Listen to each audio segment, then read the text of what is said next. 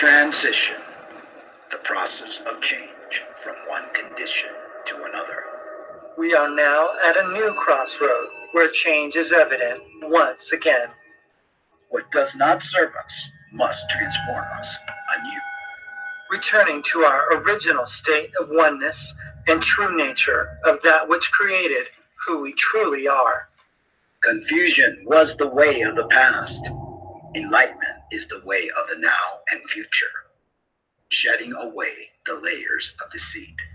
We now bring you the transformation of the two who started as one. Our fearless planet never stands still. Earth has been in a process of transition, and we are not exempt from this remarkable ongoing reality. Welcome to Transition Radio.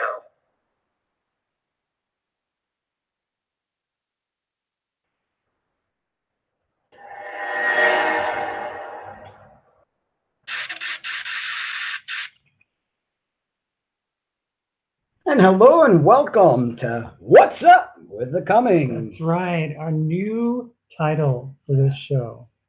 And so many different. Oh, it has. Just like we change all the time. That's part of living in life. And we do have to create a new intro because although I love that intro, yeah, it says a lot of things. It's really up there. Very deep stuff. But I want something that fits what we do now. What's up? Like, what's up with us this week? What's up with the world? What's up with all the changes? Yeah, it's ever-changing world, and we're definitely part of that ever-changing conundrum, whatever. Absolutely. If anything doesn't change, it stays stagnant. Exactly. Yeah. So we need to change. Cummings are always changing, always evolving and growing. And speaking about evolving and growing, I think one of the things I want to do every week is share some of the pictures that we've taken, what we've done. We take lots of pictures of our food. Yeah, we do. Food is one of those things that is important to us. And gosh, why shouldn't it be? You know, food is one of those things that if I did get this thing to do its thing, you know, it's important, you know, and because it's important, we must share it. Here we have, because if you guys watched our latest shows and our latest blog, whatever, we're no longer vegans. No, we are happy meat eaters. Yeah. So I guess we could consider ourselves omnivores. Because we do eat, you know, we love veggies still. Although on this keto diet, you got to limit the amount of vegetables and stuff, because even though they are vegetable, they still have carbohydrates, and they increase your sugar production, which increases your insulin production, which will kick you out of ketosis. What do we have there? We have the lamb chop. Yeah, we do. And oops, do you want me to go back? No, it's okay. No. And some pork rinds. Yeah. That we added to it, and some of that nice chili garlic sauce. I know, and sauteed garlic and sauteed peppers, green pepper, actually yellow peppers, and onions, which, you know, I love to make to pour on top of the meat. And here we have my beautiful wife's salad. She creates such amazing salads and is now experimenting with all sorts of different salad dressings. That's right. Lots of avocados make it so much more fun. Yeah, definitely. All kinds of really cool things that I can put in there now. Yep. And then we still have, I think it's the same lamb, some more. Oh, actually, that's the ground beef. Ground beef that I kind of made into a little meatloaf type of thing. Gosh. You always put some really nice, tasty, like sofrito type of onion. What else did you have? I love to play with turmeric and paprika and just mixing flavors and ginger and just kind of bring out the natural flavor of our meat. What's that yellow one? Oh, that is zucchini. Oh, yeah, zucchini. Yeah. And we've been playing around with pork rinds since we can't have any crackers or bread or anything of that nature, and that just brings out the nice crunch. Not something that I would like to do long term, because right now, because we're changing and we want to give ourselves a little extra oomph, you know, we put things in, but I always try to adjust things as we go along. Some more salad with walnuts. That's awesome there. And we spring mix and I wonder why we're going in circles. Maybe it's because of I don't know. I mean, we had a really super fast connection, so it just might be my computer. That, or it might just be the fact that I have this opened and sharing stuff because it doesn't do well with that. And what do we? Oh, chocolate and cream cheese. And the chocolate is sugar free, no sugar added. Yeah. It's just baking chocolate, which is good for you. Good for your heart. Good for all sorts of different things. I'll probably have information on that. We want to keep bringing week to week great information regarding different things. And there, my beloved, wonderful Alma that she makes me every morning with cheese and ham and butter. Yes, butter, you heard right, butter. Butter is very good for you. We used to be the big believer that butter was bad. I'm just going to go through these pretty quick because that is some amazing cream coffee. Heavy whipping cream. Yes, heavy whipping cream. Great stuff. That was old. Oh, there's some more bacon. Good stuff like that. But, yummy goodness. We went out last week, had a great time, as we usually do. We had a wonderful time at the Wrangler again. Yeah. Had some good. This is how we make our coffees with a French press, which is amazing. We use organic coffee. Can't drink too much of it because our kissy kissy right here. That's our kissy kissy. We are interminably in love. Definitely. There's another kissy kissy. And that's when we went out to the Wrangler to eat, and just here's some black and white pics. That was in the room. Coming back from Denny's. Oh yeah, that's not good. We experimented with Denny's a couple times. Experimented and not very good actually. Last couple of times I went to Denny's, I actually my blood pressure shot up. I don't know if it's something they put in their coffee or MSG that they use in their food. Yeah, Denny's isn't like the highest quality. No, remember the truck used to come by and we used to make fun of it? All the time. Cisco Foods delivers. What does it say? Chad disconnected. It did because I was having problems in minutes. Oh, okay. Yeah, the quality of food is very important, folks. I mean, beef is not the same beef all throughout. You got grass-fed, you got pasture-free stuff, you got things that, we used to use in the old days before all these chemicals were introduced to your foods to make it cheaper for the production of that food. And, you've got to be so ever careful what you select. Yeah, you really do. Yeah. It's very, it's something that's so hard to decipher sometimes where you think that something is good and then you look at the ingredients and then you're like, wait a second, no, this has this in it. I mean, we bought we got some mayo at Denny's. I just asked for some and then we asked how it was made and then, or who makes it and stuff. And the waitress goes back and she's like, oh, we've got like a big drum of it and it's called Ventura Foods. And it's like, Ventura Foods. So we Google that up. Main ingredient. High corn fructose syrup. High fructose corn syrup. Yeah, that stuff is nasty. It's not even real. Your body doesn't register and then it spikes you up incredibly. And folks, one of the worst things you could do is spike up your insulin and have too much insulin in your bloodstream because insulin will burn out your nervous system, will actually make you store fat, just create a whole bunch of problems. Yeah. So it's not just reading the grams of protein and carbs and fats. You have to read the ingredients. Do you have maltodextrose? Do you have maltodextrose? Do you have dextrose? Do you have anything that will create a spike? Even synthetic or artificial sweeteners will spike you up.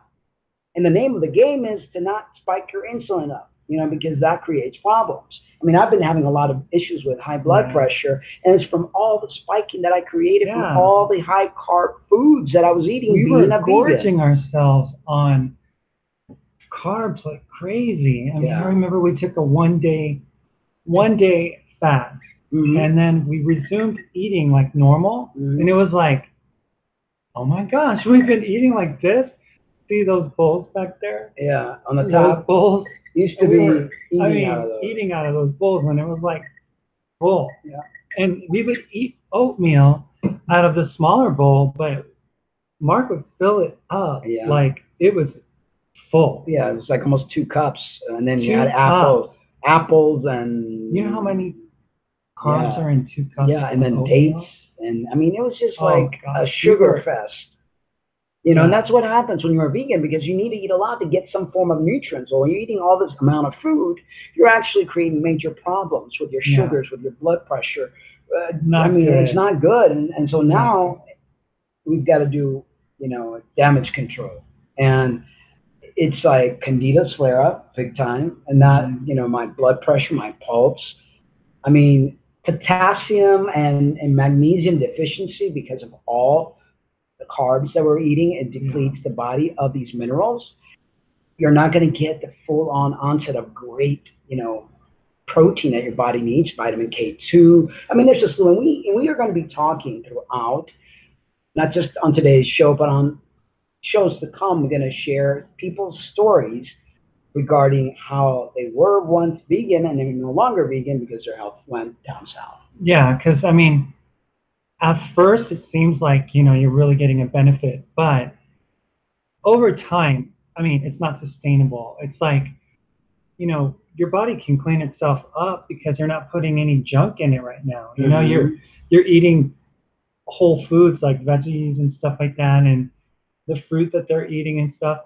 So it's going to show up as being better for you, but in the long term, it's not. It's really going to deplete your body of essential minerals and vitamins that your body needs and can't get any other way other than through animal protein. Right. And, it's like if we hadn't eaten animal protein when there was droughts, when there was an ice age, when there was hardly no food, what sustained us was fat from the animals that we got. And that's what let us be able to hold on for days without food. And intermittent fasting, which is something we do, and it's so good. And we'll have information on that also. I mean, just a slew of stuff that we want to talk about throughout upcoming shows.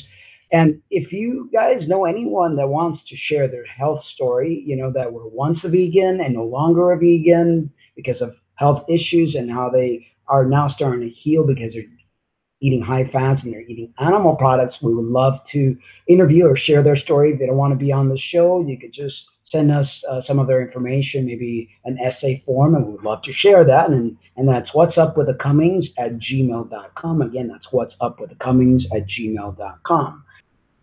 Today's show is called Protein and Fat. Sorry, you were going to say something. No, I was just going to say that, the whole concept of how we're eating now, I mean, we're going to get into a little bit more, but it's really utilizing fat, not so much protein. Protein is important, but it's not the most important. No. It's not like we become these over-engorging meat eaters that put huge amounts of beef or chicken or any other protein for that matter on our plate. We put a healthy serving on our plate, and we utilize the fats that we're trying to anyway. Right. Trying to utilize the fats that are in the meat more than anything else. And the oils that we get, like avocado oil and the butter. And the keto diet breakdown is 5% carbohydrates, very limited amount, which turns out to be anywhere between 20 to 30 grams of carbs. And the carbs that you're going to find that you're going to have to eat are not the kind of high glycemic carbs and fruit and potatoes and rice. On the contrary, it'll just be the carbs that are from either the nuts that you're eating or the meats. And hardly meats don't have any carbs, but there are some, like bacon has maybe 1 gram or something. And from the vegetables, low glycemic, non-starchy vegetables, a lot of greens and things of that nature. And then the protein is what, like 22%, and the fat intake is anywhere between 65 to 80%.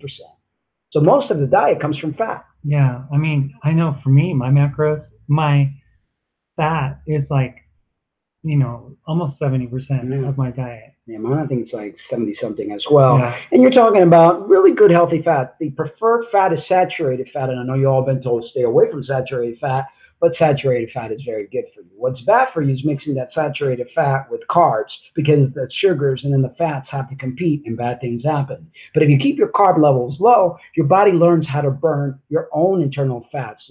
Fats fatty liver, the fats that are hidden in your organs.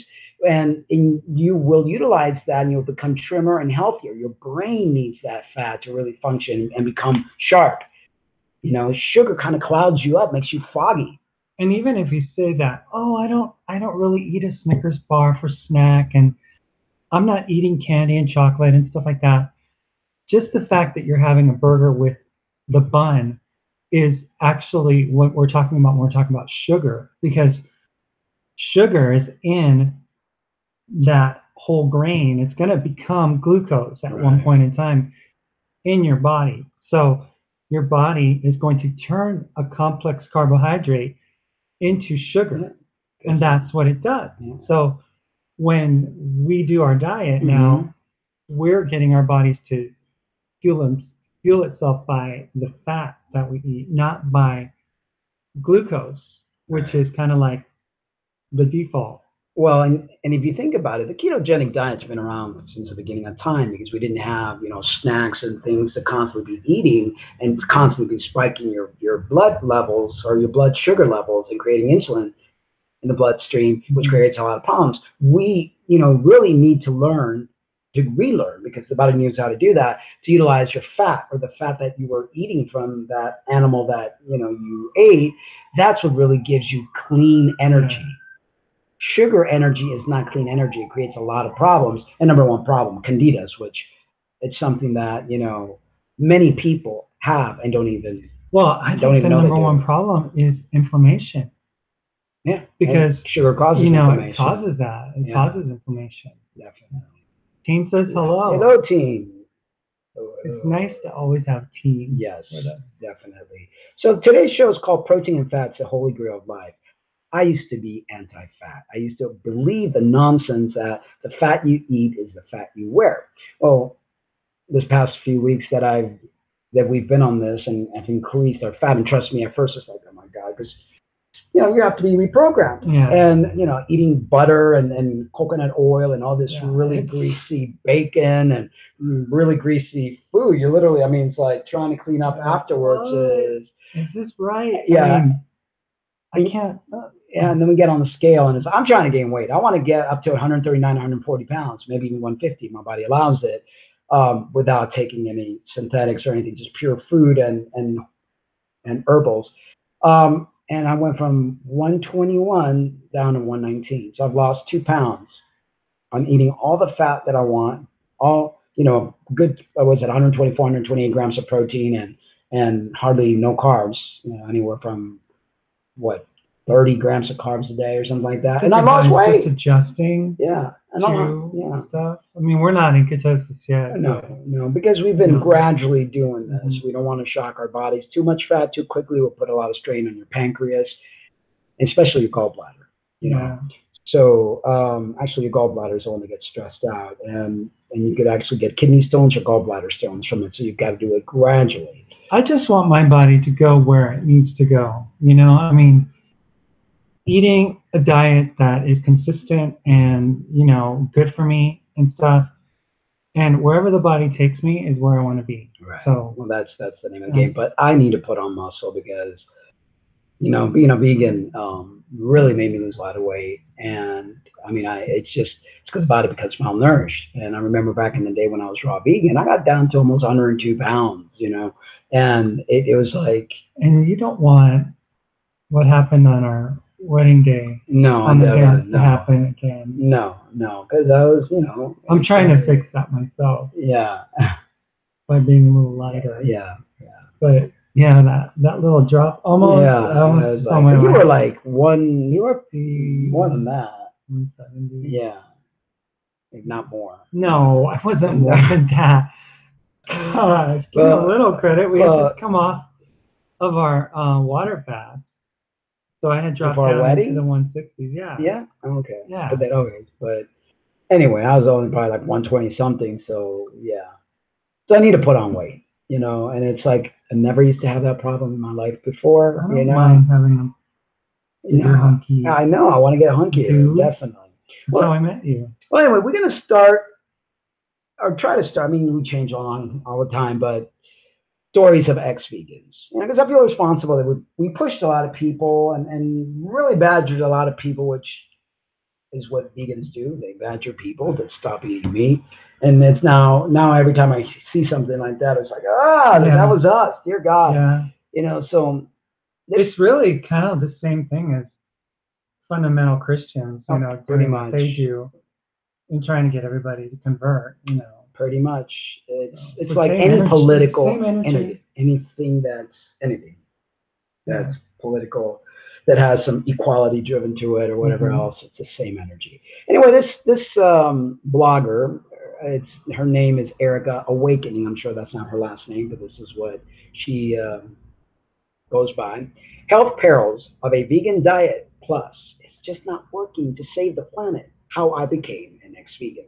And there's so many how I became an ex-vegan out there. It's amazing. When you just Google it and you find countless stories. I mean, we read one about this lady who's 73 who stopped being vegan after having been since the age of 13, and then constantly having to deal with being overweight and out of shape. Yeah. I mean, she stopped being vegan and she fixed her metabolism. Yeah, and lost half of the weight that she was carrying. We are so sorry for pushing so strongly the vegan thing, because it obviously, when you think about it, really, would you rather have a piece of turkey or a plant-processed tofurkey piece of bacon? Which has all sorts of chemicals. Has palm oil and all this. Loaded with oils. The majority of vegan products are loaded with oils. Yeah. Synthetic vegetable oils. Yeah. And the phytoestrogens that, are in those soy products that we were eating like crazy. Seitan. We were having temp. We were having tofu. Yep. Scrambled. No offense, but scrambled eggs taste way better than regular. You can't make an omelet with tofu. And I love omelets. I love the way you make my omelet. I love making your omelet. I told you how beautiful you're becoming each and every passing day. And I'm sure all of you will agree with me. Lena is just blossoming. Hormone-free. Just taking, saw palmetto, red clover, fenugreek. What's the other one? That was it. And then and then we're doing our we're doing magnesium tablet. Magnesium tablet. We're doing the Candida cleanse. I'm doing Suma. I've increased it now to B12. I've increased my Suma to 2 pills in the morning, 1 in the evening, and I talked about Suma last week, so you could go ahead and listen to last week's show and get the scoop on Suma. Really promising herbal there. And what else am I on? Oh, and hawthorn berry for my blood pressure. So magnesium also is supposed to help regulate blood pressure. And I think my blood pressure went crazy because of all the excess carbs and not getting enough of the vitamin and minerals. And we have to up our potassium because it's only at like 1,400 right now, and it should be at 4,700. Yeah, so that's quite a and there could be a lot of health issues. One of them is blood pressure going crazy, like mine has. It's very erratic. So I think the potassium deficiency, magnesium deficiency, and all that stuff. And then I was always very low sodium, so my body doesn't even know how to process sodium. So I need to teach my body how to do that. Anyway, Erica Stark, she's a Harvard Law School graduate and former practicing attorney. Wow, no dummy. No dummy at all. Well, Erica goes, yes, veganism, and I broke up, as did we. Yeah.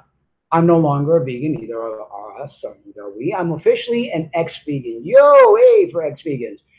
I'm over it already. I've already been lambasted for a couple of weeks by vegans who feel betrayed by my decision. Of course, I was just a bad vegan who wasn't doing it right. I hear that. Yeah, and we used to tell that to people too. Yeah, if you're not doing it this way, then you need to do it this way. Yeah, it's like, there's no way of doing it, really. Not long term. It's okay for a little bit if you clean yourself. Want to clean your act up. It's good, but then you've got to go back to eating. Those wonderful creatures that were put there for our health. We didn't get to the top of the food chain. Yeah, just by eating soy. Eat grass. Yeah. And after spending the past few days researching what other ex-vegan bloggers have written about their split with veganism, what I'm going to say here is not new. Many people have had the same experience that I did, and many of them have written and spoken about it quite eloquently. Mahatma Gandhi could not sustain a vegan diet. The Dalai Lama could not sustain a vegetarian diet.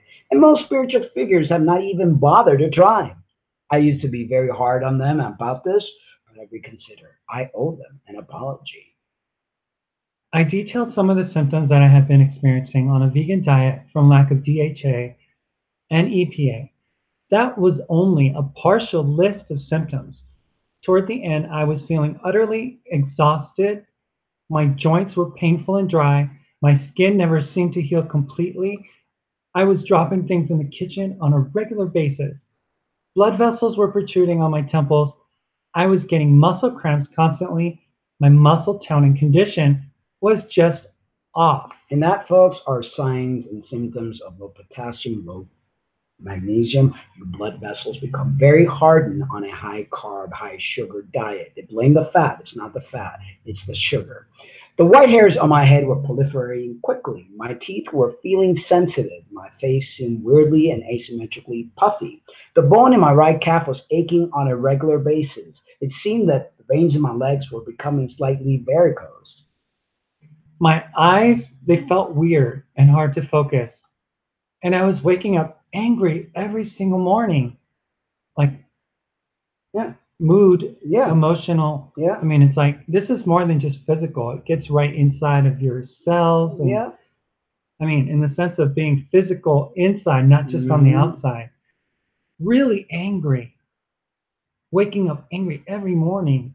My chronic shoulder pain, which I had virtually eliminated with EFT tapping years earlier, suddenly flared up again at a level of intensity that made absolutely no sense and was driving me insane. There were other symptoms. These are just a few. The symptoms were not getting better with time, they were getting worse. And I can relate with all that because I've had chronic shoulder problems, very chronic shoulder problems, irritability, feeling angry, unable to cope with anything, any little thing. And we both go, any little thing can like, and it's like, why? But the nervous system gets affected. And if you got these little critters, the candida yeast, growing, they will make things worse. It's almost like they can literally take over your brain. I knew something was very wrong. A few weeks before I ended my vegan diet, a man dropped dead of a heart attack right in front of my apartment building on my street in San Francisco. I heard someone on the street say, "Call 911." The lights almost immediately come over the hill, and they did CPR in plain view of my apartment. I could see his pale, dead face through a gap in the trees in the street as they hopelessly attempted to revive him. That it happened so close to me seemed like a message. I was in danger. The last weekend of my vegan existence, I had to call my neighbor because I was having heart pain and shooting pain in my arms. She kindly checked on me every few hours for the next few days. I felt extremely thirsty and I could not quench my thirst no matter how much water I drank. I was scared. My mind flashed back to the man who had a heart attack. I knew it was time to make a change. Remember, I would always tell you, I drink Feel water thirsty. and I'm always thirsty. Yeah. And it's like, I always felt this dehydration, dryness in my mouth as if I was on some sort of medication, which I'm not. So, it's like, thankfully to the last fast that we did, a light bulb rang, and I'm like, you know what? This vegan thing is not as healthy as they're trying to make it out to be. Finally, at wit end, I popped open one of the cans of high-quality tuna from which I've been giving Fritz the cat juice from a couple of years, and I ate fish for the first time in 3.5 years. I ate the entire can. I noticed the fish felt good in my body. I noticed that, though, the thought of eating even one more vegetable or legume was absolutely abhorrent. Vegans will sometimes talk about B12, and every so often you will hear one talk about DHA. But in over 1 year as a vegan, I never heard anyone talk about vitamins A and D and how many people cannot convert ALA to EPA and DHA. How many people can't convert beta carotene to vitamin A. How fat soluble vitamins are not the same for the human body as vitamins in vegetables. I never heard vegans acknowledging bioavailability issues. I never heard them being honest about calcium deficiency, dental problems that have plagued countless ex-vegans, the widespread prevalence of multiple nutritional deficiencies in long-term vegans, and on and on and on. And what was another thing that was constantly? Tooth, gums, like, oh, it's back again, and it's like constantly the pains in my ankles and all sorts of stuff, because when you put things in your body that does not belong there, or it's actually leaching your vitamins and minerals, your bones will act up, your gums will act up, your heart will act up, your blood pressure will act up. How about just the fact that fruit sugars actually, are bad for the teeth? Here we are eating the apples that were coming down fresh from the tree in the fall, and we were like gorging like kids at Charlie and the Chocolate Factory or something every time we go for a walk. And it was like, oh, those juicy plums, oh, those juicy apricots. In the back of my mind, I always, because I always have it in me, I'm like, gosh, we can make ourselves diabetic from eating all this stuff. But it's so good for us, we're being told. Yeah, and it's like, when I was a bodybuilder, other sugars. When I was a bodybuilder and when I had my gym, and I was a certified nutrition consultant for a lot of people in my neighborhood, and even the nutritionists consulted with me, I would only recommend green apples, grapefruit, very low glycemic fruit, and minimum 1 or 2 servings a day. Never did I, because that was always in the back of my mind. Too much of the stuff can't be good. It can't. We weren't meant to sit there and pig out on fruit. I think Teen said something there.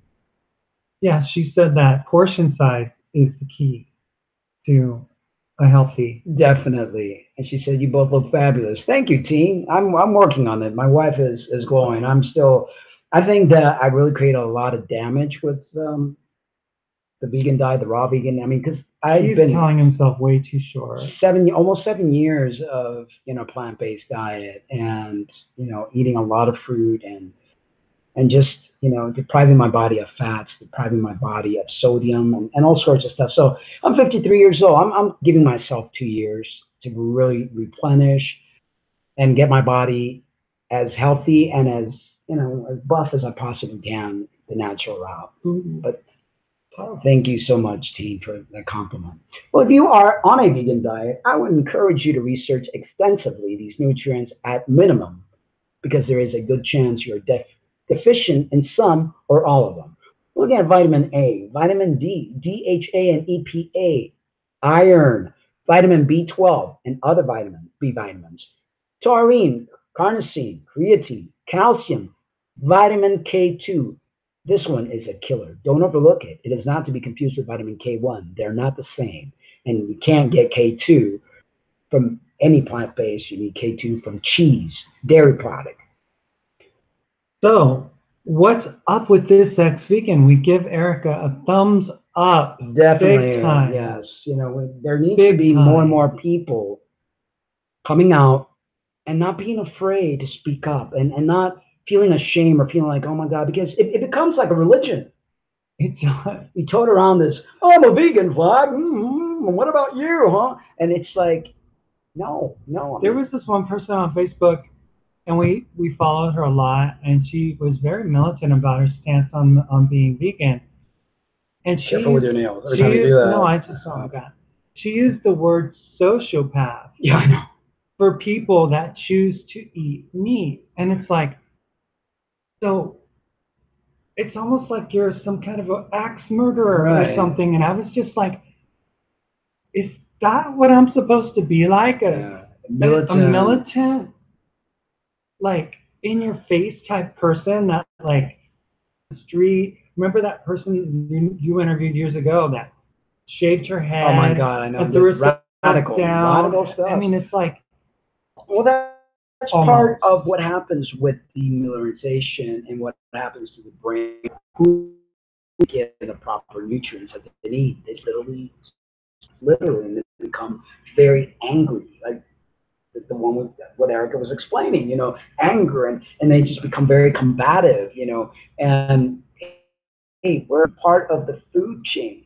And gotten here had we not been able to eat protein, animal protein. We've been eating animal protein since the beginning of time. And you know what? I used to do this when people would say that because you really don't want to hear that when you're holding your vegan flag, but it's the truth. You know, there's a new burger out, and it's really popular. Now they're even selling it at grocery stores. It's made by a company called Beyond Beef, and its claim to fame is that because it has some kind of red beet juice inside the burger or the veggie put together, that it actually bleeds like meat. It's like, okay, vegans, this is my question for you. If it's so important for you to be vegan, why is it interesting for you to have a meat that bleeds like meat? I mean, I don't understand. I mean, you just be excited about being vegan and enjoying your carrots and vegetables and other, you know, protein and, you know, carbs and things. I mean, because, I mean, beef, there is no replicate for beef. You can't mimic beef. Beef is beef. Beef bleeds because the animal has blood. The animal has blood in it. And like when we go out to eat steaks at the Wrangler, we like to get it medium rare because we know that the meat is best when it's not overcooked. Actually, it's best raw. You know, but not too many people could really eat raw meat, you know, but that is the healthiest. Animals don't cook their food. And we're not talking about steroid-filled, hormone-filled food. I mean, we're talking about, and we can't do that with pork, obviously, pork has to be cooked through. But I mean, just ground beef, you know, or steak, the rarer the better, because that's where you get all the vitamins and minerals and the things that you need from that beef. You know, it's like animals don't cook their meat, eat it, you know.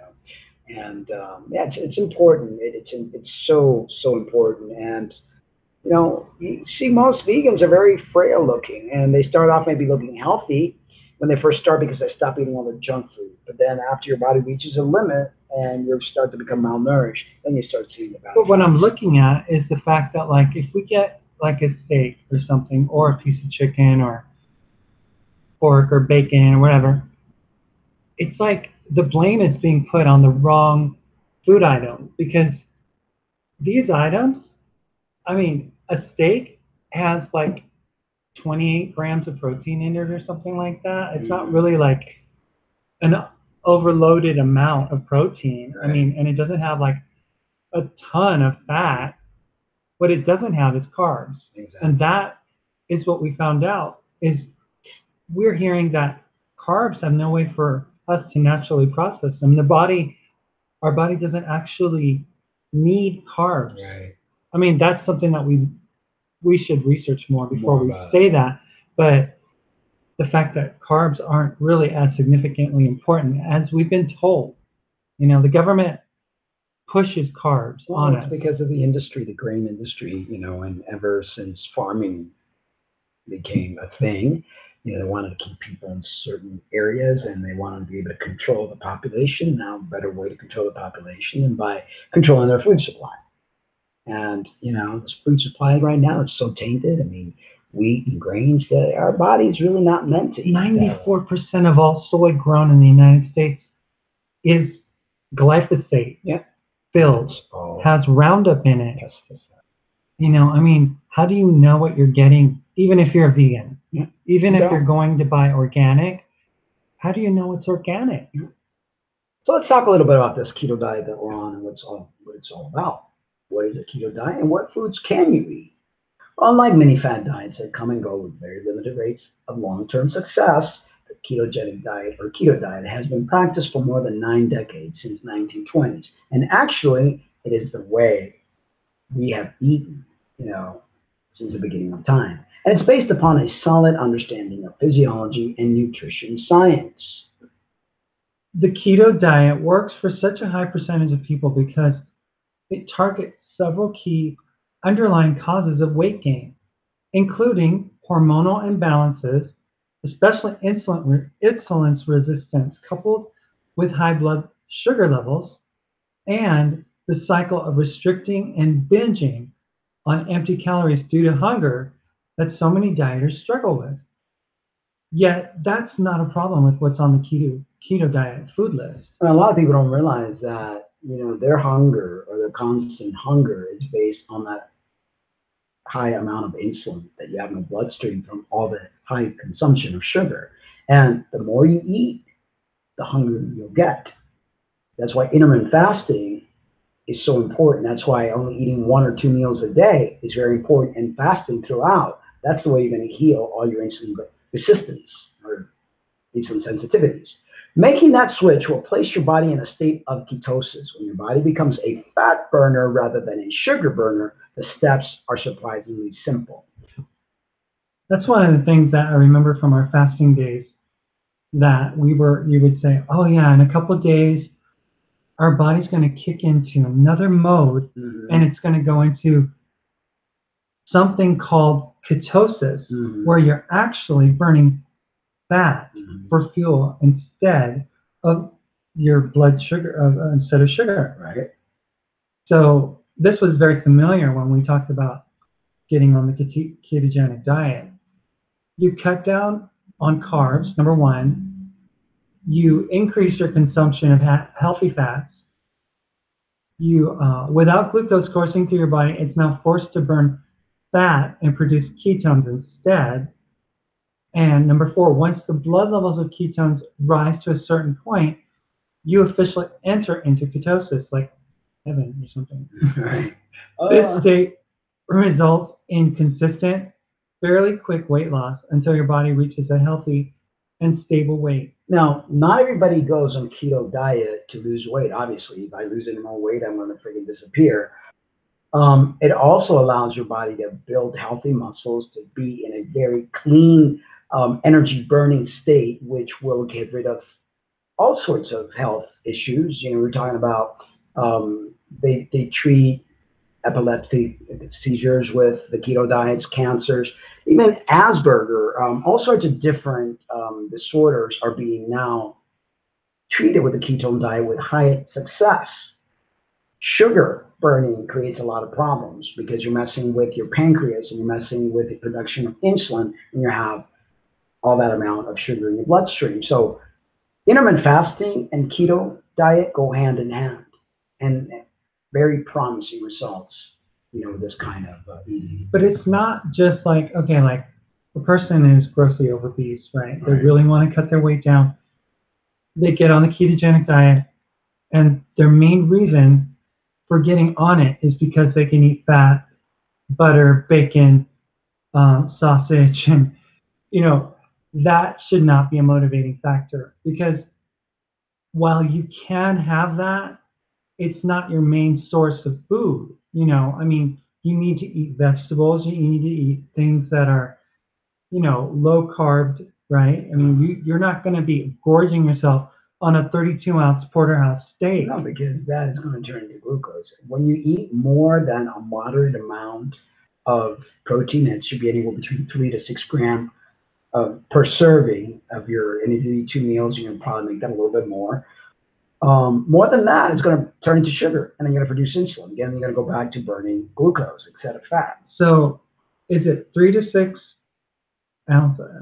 3 to 6 ounces of meat if you eat 3 meals a day. And when you're at 2 meals a day and you're intermittent fasting, you can have a little bit more, like anywhere from 7 to 8, depending on what your ratio is. I mean, we calculate ours. I've got my plan. She's got hers.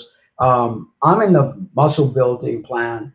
She's in the losing some weight plan. So, I think your protein intake is 90 grams a day. Mine's 128 or something like that. But the carbs are pretty much the same across the board, like 20 grams of protein. That's it. Yeah. That's all.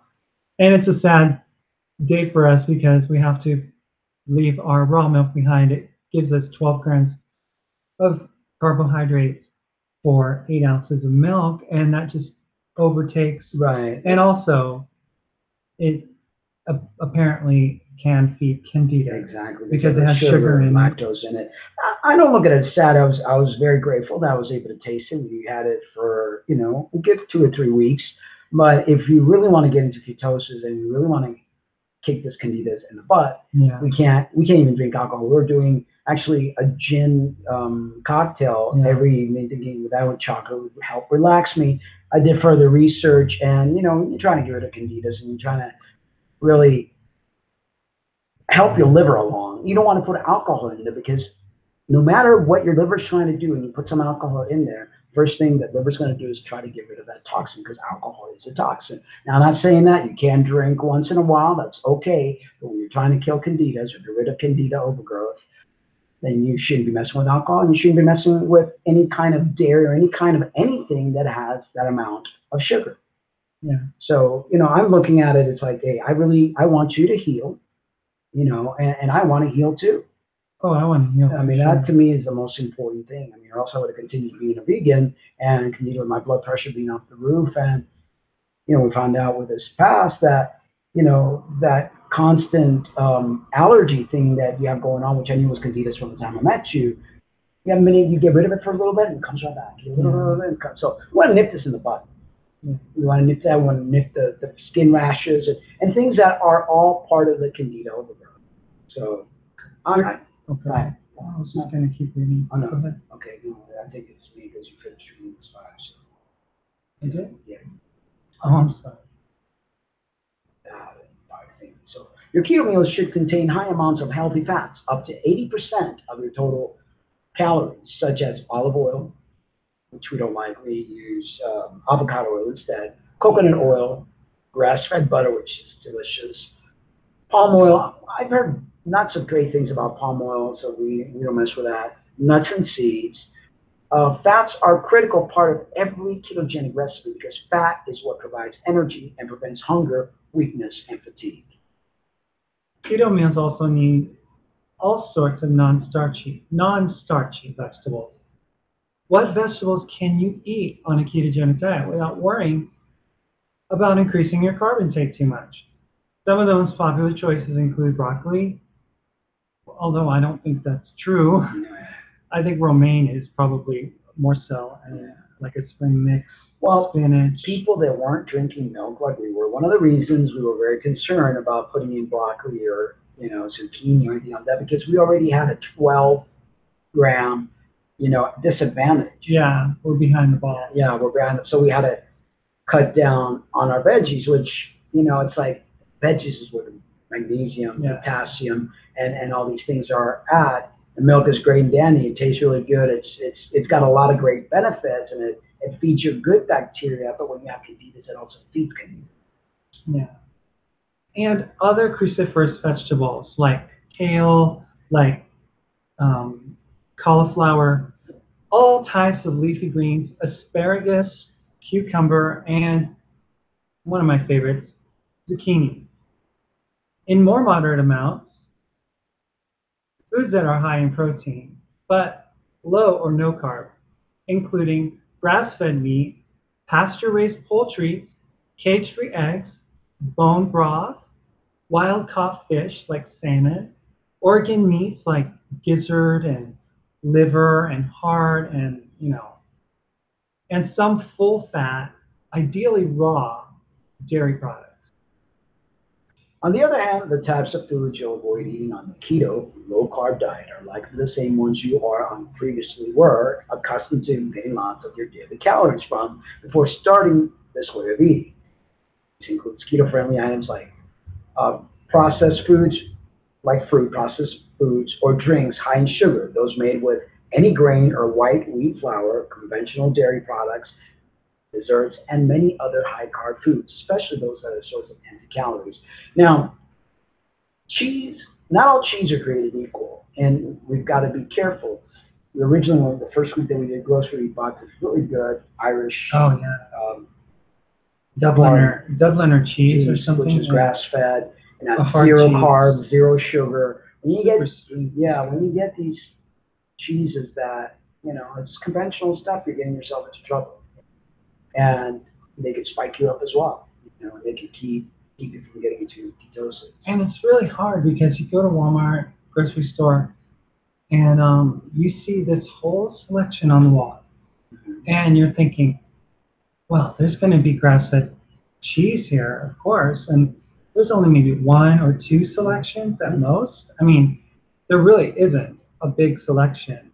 Everything is processed. Yeah. Everything, like including like, we're talking not just cheese, but the sausages, the links, the bacon, it all has sodium nitrate in it. It all has like maltodextrin, dextrose. I mean, even stevia, if you don't buy the right kind, has all sorts of what is it? Dextrose in it. Yeah. Sometimes I put xylitol. Just a slew of these artificial stuff. So you got to really read labels and ingredients.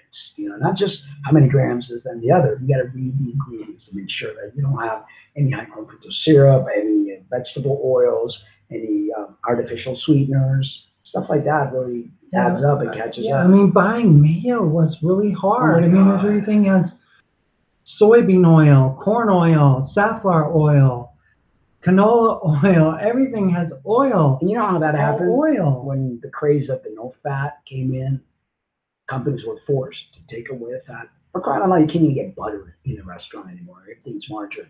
They were forced to add all these vegetable oils and told them it's healthy when it turns out that it's the most unhealthy thing you can put in your body. So let's talk about myth-busting training on keto diets. These are myths. You need carbs to build muscle.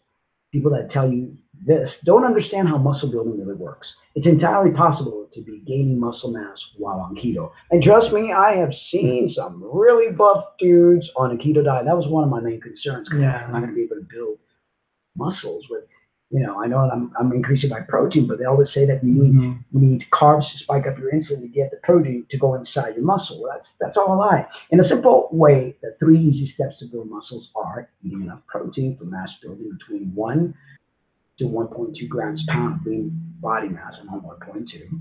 Eating a calorie surplus. You can't build muscle without eating more calories than you need, and these come from fats in a ketogenic diet. I was going to ask you about that. Eating enough protein for mass building 1.0 to 1.2 grams a pound of lean body mass. How did you used to measure people when you used to weigh them? Okay, instead of like, if somebody weighed 200 pounds, I was not going to feed their 200 pounds of flab.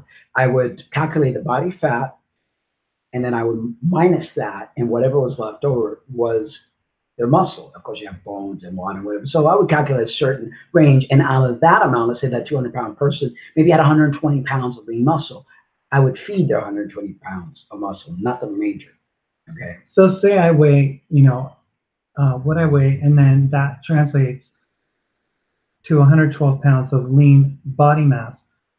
How much protein is that then? Well, you got to multiply that. There's a formula behind it, but I think the programs that we have actually make up for that by the amount of, where you sedentary, how active you are, very active. The fat percentage that they ask us to put in already, they already do that for us. Because that's what I would do. I would multiply the percentage of fat and minus it. So it's already calculated in that format. It's a good program. Yeah, that's why when I saw it, because that's exactly what I used to do with my clients. It's called the ketogenic calculator. It's on a website called rule.me, and they have, advice on the ketogenic diet and how to start and what you need and where your body is, and you can punch in your own numbers and everything and get right down. Well, training correctly is very important. You need to promote hypertrophy in your muscles. I mean, you go to the gym and you're not really pushing yourself, don't expect to grow any muscle. Don't expect to tone your muscles. I mean, the body really requires, a lot of friction, a lot of heavy lifting, a lot of high reps, and you got to mix it all up to make your muscles want to change, In humans, glycogen is made and stored primarily in the cells of the liver and the muscles, and functions as a secondary long-term energy storage, with the primary energy storage being fats held in the adipose tissue. So understanding glycogen, that's sugar, right? So sugar is stored in the cells of the liver and the muscles. So, it's not really sugar, it's a byproduct of sugar that goes directly into your muscle. Okay. It's like a storage. Okay, and that is actually a secondary long-term energy storage. The primary storage as opposed to what we're being told is that, oh, we run on glucose, the brain needs glucose, the body needs glucose. Well, this right here tells me that our body needs fat for energy, and that it stores it in this kind of like this holding bin that's not as permanent for long term, so that it can access it faster, right? In the adipose tissue, wherever that is. Where's the adipose tissue is fat tissue. Okay. Muscle cell glycogen appears to function as an immediate reserve source of available glucose for muscle cells. Other cells that contain small amounts use it locally as well. As you can see, glycogen is being used as a secondary source of energy where fats are being used over it. Once your body has become adapted to using fats, you're in ketosis, then little glycogen is actually needed.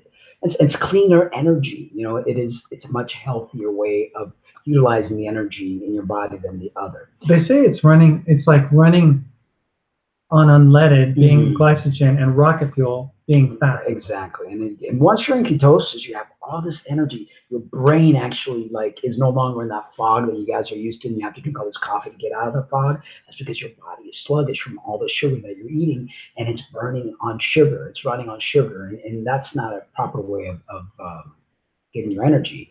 As you can see, glycogen is being, did I already read that? That little amount. That little amount. Glycogen is actually needed. The little amount of glycogen you need, well, it can be created from the protein you eat in a process known as gluconeogenesis. Before your body enters ketosis and use fat as a primary source of energy, you will see some strength and endurance loss. Yes, because it's like a switching of the guard. But once your body becomes adapted to the fat intake, you will begin to convert fats into ketones to be used as a source of energy for both strength and endurance. Even if you're doing very long cardio training, which we do not recommend, because extensively working cardio and ignoring the muscle building part of working out, like lifting weights and that kind of thing, marathon runners and bikers included, a ketogenic diet has been proven time and time again. Summed up, the paper explains that a very low carbohydrate ketogenic diet can be useful for weight class-based athletes in their respective sport. Over the 30-day period of the study on 8 different athletes, the results came out to be the same. The athletes are fed a strict diet of green vegetables, olive oil, and high-quality proteins such as fish and meat. In all of their physical tests, they performed the same as when the initial tests were done. Each athlete decreased their body weight, their body fat, and kept their muscle mass near enough the same. None of them had negative effects on their strength performance over the course of the study. I think it's interesting when we had our weigh-in yesterday that you actually gained muscle mass and didn't lose muscle mass. Although you lost weight, you still gained muscle mass. What I lost was fat. And my fat percentage went from 13 point something down to 12 point something. The only, is this your turn? No, it's your turn. The only real time where ketosis can give performance loss is in exercise that needs an explosive action. If you need a little boost in your performance during these, you can carb up by eating 20 to 50 grams of carbs about 30 minutes before you train. I'm not really sure about that. I don't know. That's people that don't follow that's people that don't follow the intermittent fasting.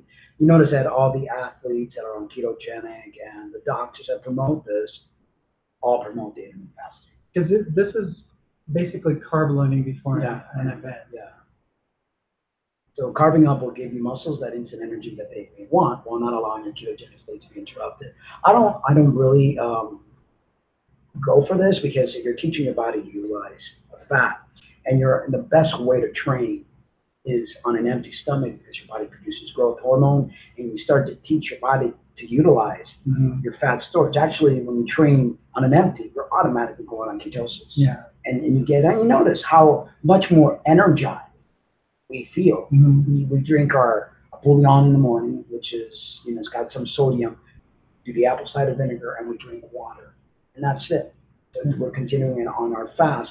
We eat our last meal between 6 and 7 o'clock at night. We don't eat again until around 1 or 2. So we intermittent fast. And I mean, not only does that keep you young, it regenerates brain cells, it regenerates cells throughout your body. It's like the most amazing thing. It creates growth hormone, which is what is going to allow you to have that strength and proper healing of your muscles. Do you remember when we were on our vegan stuff? Mm-hmm. We would eat at night. Mm-hmm. We would have a late night snack, thinking that, oh, we're hungry. And like on this keto diet, there's no hunger. There's no hunger. After dinner, we're full. We've had so much, and then our plates aren't really that big. They're way smaller. I mean, with all the fats that we have on our plate, it just fills your body.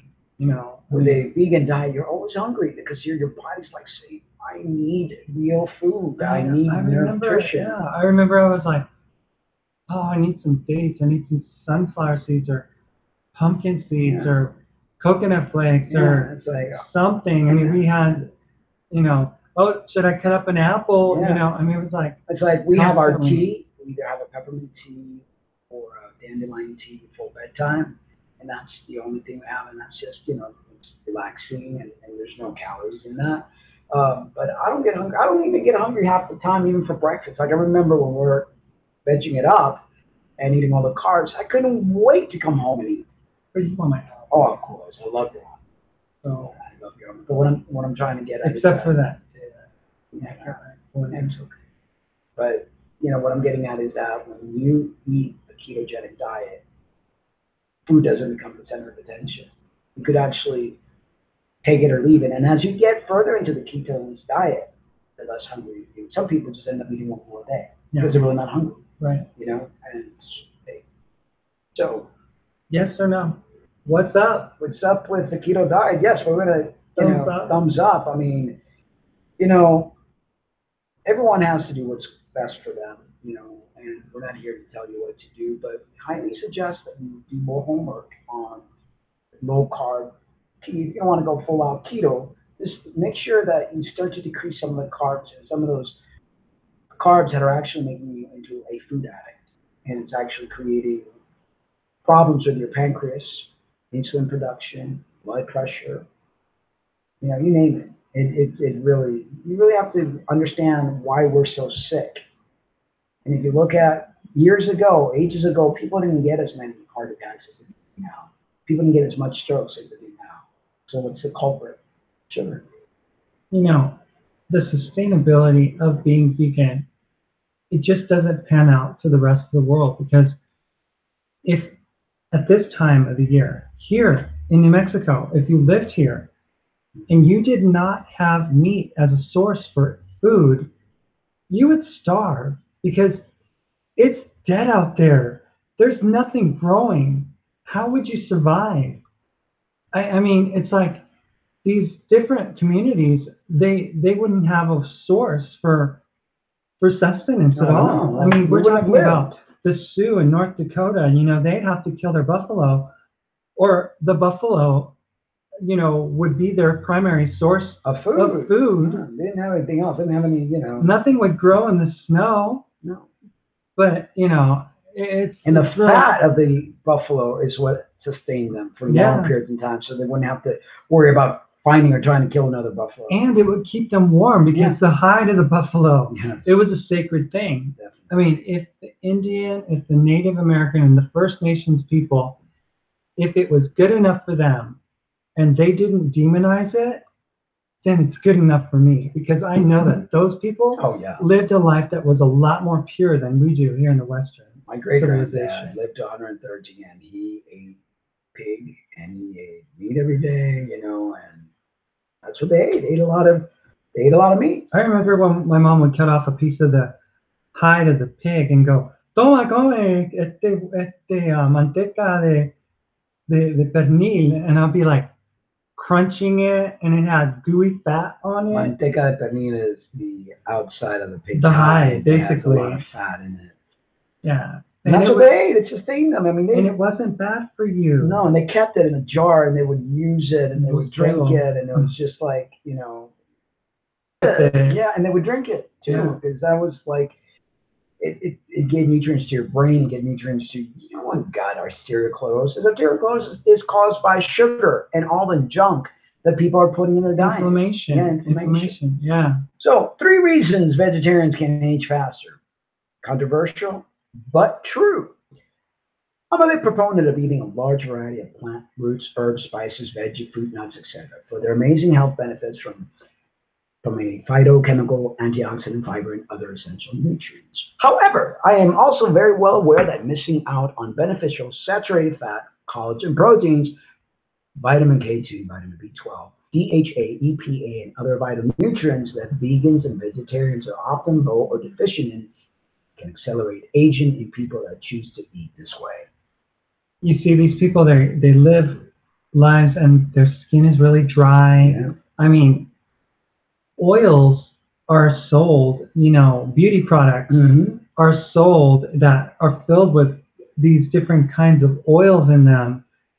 And thinking about how vegans choose not to eat any oils and stuff, it's like, what do you expect is going to happen to your skin? And not only your skin, your brain. I mean, I was noticing, and I'm still trying to recuperate from it. I still have that fogginess. I mean, I've done years and years of damage, not only by the synthetic hormones I was on, but the way that I was eating, because even when I ate meat before I became a vegan, I wasn't eating grass-fed. I was eating all the stuff that had the antibiotics and hormones and all that crap. So there is years of damage that I've done to myself that I now have to slowly but surely heal, and it's going to take time because it didn't happen overnight. It ain't going to go away overnight. You'll also see in this article how the types of foods that vegetarians and vegans often replace meats with, more greens and beans, can also accelerate aging in their bodies by contributing additional digestive irritants, as well as spiking blood sugar too often and causing excessive glycation, quote unquote, of cells due to the excess constant blood sugar. It's destruction of cells because that constant, vegans and people that consume carbs snack often, eat often because they're always hungry. Eating causes release of free radicals, and free radicals ages you and causes damage in the cells. So the name of the game is, get your nutrients, you eat, once or twice a day. You don't continue to, it's like being at war and coming out of your foxhole and getting shot at. You're going to get killed eventually. You want to stay in that safety of that hole. You don't want to come out and be bombarded. That's what happens when people eat sugar, because it creates more hunger. And more hunger creates more problems, As nutritionists, we try to educate people that eating strict vegan has serious health consequences over time, and that including high-quality fish and at least some other animal-based foods is very important to achieve optimal health and slow aging. There are many bioavailable and unusable proteins, vitamins, and minerals and fats that you can only get from animal-based foods, as well as avoiding the blood sugar highs and lows of the starchy grains and carbohydrate-heavy diets that's typical of a vegetarian. Which we were very much so. I mean, part of that. Pasta and a ton of beans and all together at one time too. And sometimes I would put potatoes and pasta and beans and you name it, A look at a typical vegetarian diet would show a diet high in plant-based vegetable oils, which are primarily omega-6 fats. I saw this ad for, a type of, what was it? I'm trying to remember. What was it? It was a type of food that had all kinds of oils in it, and then I listed it. Remember when I was responding to someone on a comment yesterday? But it was like this manufactured product that actually had more damaging things. Than the butter itself. Oh yeah, it was called something Earth Balance. Earth Balance. Right. Supposedly, it's really big with vegans. They love it. It's like a butter, but it's almost like a margarine. How about vegan eggs? We bought some vegan eggs. Oh, that stuff was Remember how much we fat? ate all that. Maybe that's what got me so sick recently too, when we were eating all that stuff. Yeah. So omega-6 fats have been known to increase inflammation in the body, including in the joints, with lack of fat, probably because it's not being lubricated, contributing to arthritis. Or the wrong kind of fats, the vegetable oil kind of fat. The manufactured oils. And in the blood vessel linings, exacerbating and increasing the chances for heart attacks and strokes, as well as contributing to weight gain in the belly fat and even the C word. Cancer, It's like, I remember we had all this stuff and we were reading it. It's like, oh, this can't be good. We can't eat this. We can only buy this one time. After it was like, And that's what the vegan diet consists of. Fake oils, fake whatever it is. It tries to be a burger, it tries to be a sausage with all these fillers and stuff. It's horrible. The cheese. We bought the diet cheese. Oh my God. Really big on the diet cheese. Canola oil driven and we stopped buying it after buying a bunch of it. Something inside of me said, this can't be good. Let's take a look at why some vegans and vegetarians actually age faster than their omnivores counterparts.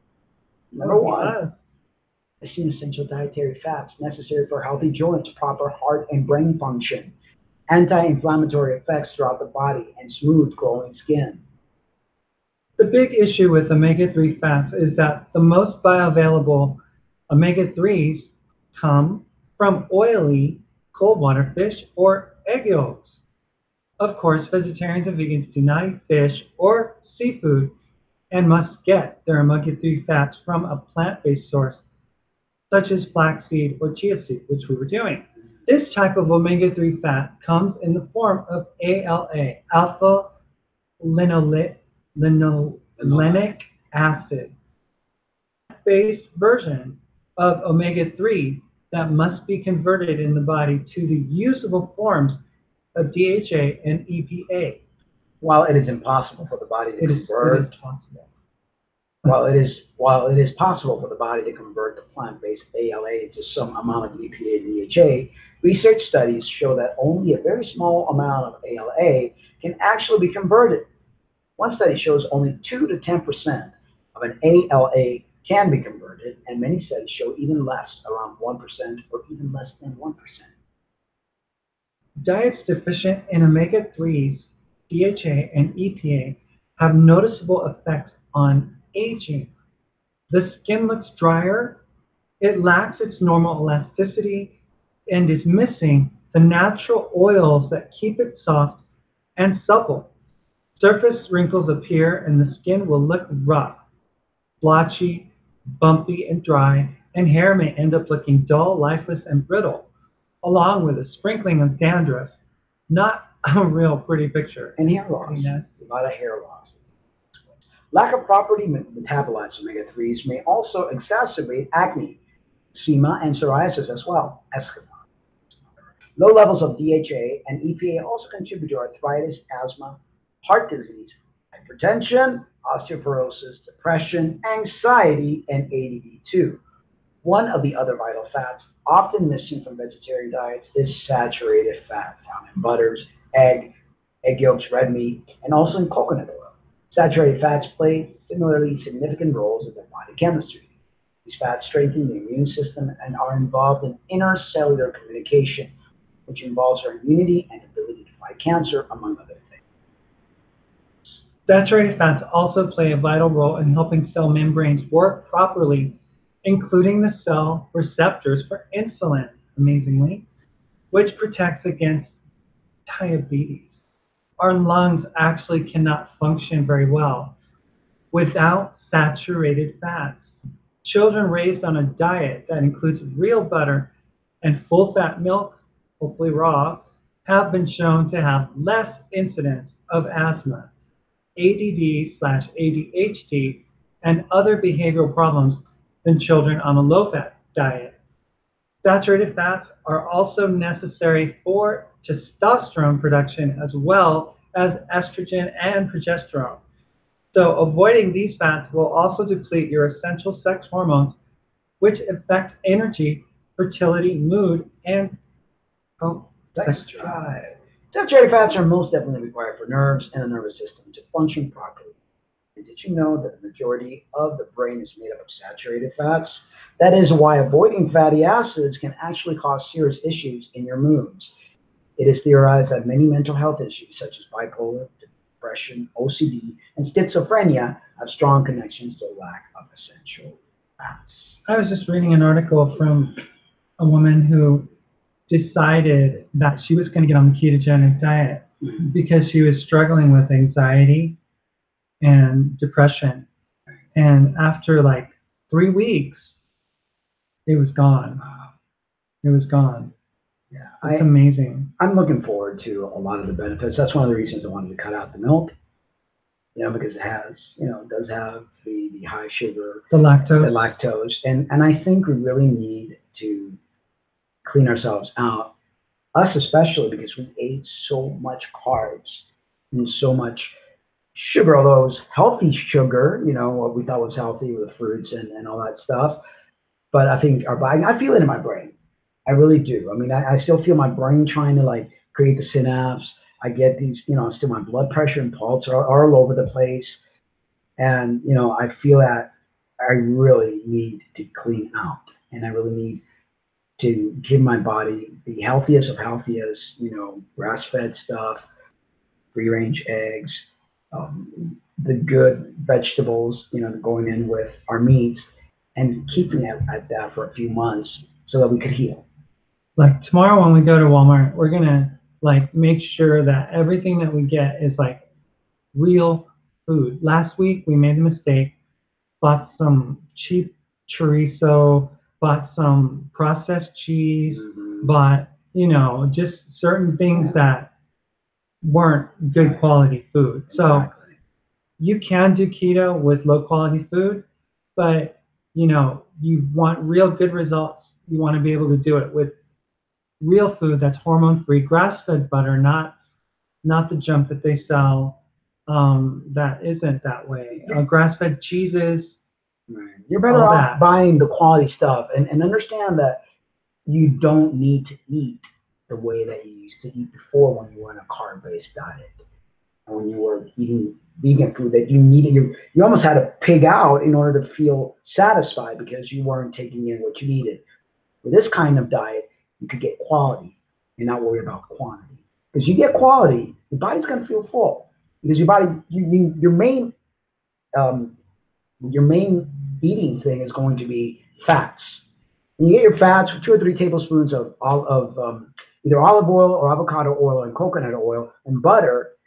You're going to that's going to fill you up, and it's quality stuff. So then you can get your 3 to 6 ounce of meat. I would probably need 7 to 8 because I'm trying to muscle build, but quality stuff. Where I have my quality 7 to 8 ounces of meat in the morning and 7 to 8 ounces of meat in the evening with the butter and then the oils and then some good greens and maybe some low carb veggies and some nuts, and I'm good to go. What would be really great is if we could find a steroid-free, hormone-free, pasture-raised type of Cornish game hen. Then we could stick it in the air fryer, cook that baby up, and then cut it into pieces, and then be able to store it and then heat it up, during the week and stuff. Because, you don't always have to buy those big sausages, and you don't have to always buy bacon either for breakfast. You could have, that extra ground beef that you had from yesterday. You could have the shredded chicken, from your meal before. You can really mix it up, change it up. You could have fish for breakfast, for crying out loud. But, we don't really have breakfast because breakfast for us is the first meal. Break fast, which is it's literally what it is. It's not the morning meal. It's the first meal that we have, and it's usually afternoon, after the 12 o'clock hour that we get back from the gym. So it's an exciting way to be able to like sit down and really enjoy food and enjoy the taste of food, but not have to be filling yourself up and making your gut work overtime like we were doing with some of these bowls. Even last year we had these big bowls. It's healing your digestive system. It's healing your brain. It's healing. That's what the whole quest of this is. It's not about stuffing your face and worry about not getting full. You're gonna get full. You're gonna get full. Once you eat, it's like I feel it. It's like I feel like the ketosis. I don't know about you, but I feel like my body is starting to get into that. And I don't eat it. It's like hunger. It's like, oh, it's like before it's like, oh, it's dinner time, it's time to eat breakfast or whatever. When we came back from the gym, I don't feel that anymore. Yeah. It's like, yeah, we're gonna make. I look at it, make some quality food to feed my body and to let my body heal. That's how I look at it now, and to grow because I wanna get quality muscle. So we're not buying any more of that processed ham. We're not buying any more of that processed bacon. We're going to get real food. Real cheese, even though we don't eat that much. I mean, that Irish one that we bought the other day, that should be good. And, I like that. You don't like Swiss, but there was a Swiss. No, I don't mind it. That was just all organic. Organic. I was just being a pain because I was in a good mood. But I'm not that way anymore. I'm happy. Good. So what I'm trying to do is with me is I'm trying not to hold on to things and just kind of let things go. They happen. If something happens that irks me, then I experience it, and then, like you said, you let it go because it serves no purpose at all. So we had a little incident with the milk this morning where I poured it and I poured a little too much, and then you thought I was going to take more from me or something, and then I was like all flustered because I had spilled it. So then we had a little tiff about it, but it was like over. Didn't linger. That's what happens when two people have Asperger's, Yeah. And we're really excited that this is going to help heal that. I really do, because I think that Asperger, it's all part of the excess amount of sugar that our wonderful parents fed us. My grandmother, they thought that they were doing the right thing. They did some good things, though. I mean, I got to hand it to them. They did better things that I initially thought they did on my vegan days and stuff. They actually did some good. But they had a lot of sugar. I know I was fed a lot of sugar, and I became asthmatic. I mean, hello, if you're putting in all this sugar and all this, breads and candies and things of that nature. I remember, though, for me, I never really had a sweet tooth like that. So my parents would go to a place called Farrell's. It was an ice cream parlor, and they would have something called a pig's trough where my sister, my mom, and my dad would all share this big old lug of ice cream. What would I get? A hamburger, with fries, with the little American flag on it. But I was never big into desserts and stuff. I was never big into cakes. I was never big into pie. I remember we'd go to Marie Callender's, to this place in California that served pie all the time, or Polly's Pies, and I would get like a crock of chili with cornbread. So it wasn't. I wasn't a big say deal. that because they really taught me to have a sweet tooth, and my grandmother was constantly baking flan and all these things that I wouldn't even touch flan. No, I used to love it. Or that other thing that my mom made out of like raisins or something. Yeah. It was some custardy something or other. Something like that. Cubans ate a lot. Yeah. And the guava, pasta de guava. Oh my God, that and cream cheese. They love doing that. Yeah. I didn't eat that either. It's great. But anyway, now it's time to heal. And, all along I thought that's what I was doing on a plant-based diet, but it turned out that I was actually creating more problems for myself. I am really over this high blood pressure thing. My pulse going crazy. I mean, I feel it. Even like in today's show, I kind of struggle to try to keep my brain from, going elsewhere. It just feels funny, and I'm tired. I want help. I want, to really. I know I've done a lot of damage, for many years, but the remaining 50 that I have lived, I want to be able to enjoy them in a healthy fashion. Well, you're more in tune your body than the normal person. I mean, when you say that you feel certain things, it takes me a while to figure out and to understand where you're coming from, because, I just was never that I'm very in tune. tune with my body. And it's like, well, I mean, we have this really cool app on the phone. It's a blood pressure monitor, and it's been a really great thing for you. Yeah. Because every time any I feel time it, of the day, you can take, your measurements, and it's pretty accurate. It is. Like in the morning, I wake up after resting, my blood pressure is cold. 112 over 68, my pulse is 62. After the course of the day, and I've had salt or I've eaten or I've stressed myself out or whatever, it goes up. And I feel it. It's like, I know it. I feel it. It's a feeling in my head. It's like a headache with it's almost like my brain is not connecting. My cells aren't working. My eyes get really weird. I know. My heart starts to race, I have problems breathing, and it's like, blood pressure's up. Sure enough, I get taken, and it's like, oh gosh, it's 160 something right now. And that's what happened the other day when we came back from Denny's. It was like all day long. Yeah. We went to go see the sorriest movie ever. I think it was worse than Chariots of Fire. If anything could be worse than Chariots of Fire, it's got to be pretty bad. Yeah. Called Blade Runner 2049. Oh my God. If you have a chance to see it, don't.